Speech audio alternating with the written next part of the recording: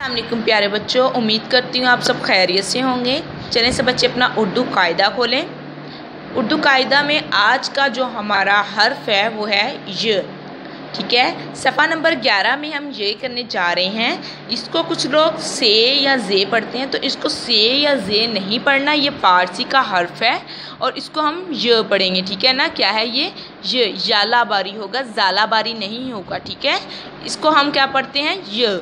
और आइंदा से आपने किसी बच्चे ने इसको ज या स नहीं पढ़ना, ये य है। ठीक है, य जालाबारी, य जालाबारी, य आ या, य आ या य याज, य आ या य याज। जी बच्चों, आज के हमारे लफ्ज़ जो हैं बहुत मुख्तसर थे।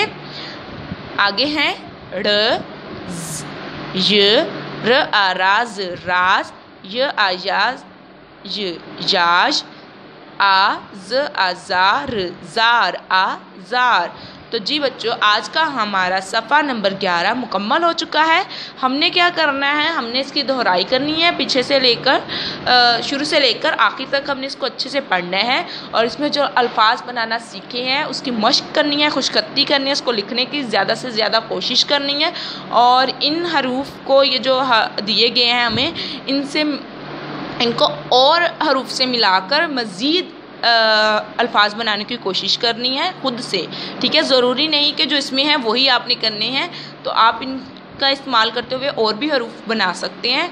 और जितने भी बच्चों ने ये अपने से बनाएंगे वो हरूफ चेक करवाने के लिए आप अपने रफ रजिस्टर स्कूल में सबमिट करवाएंगे। जी बच्चों, अल्लाह हाफिज़।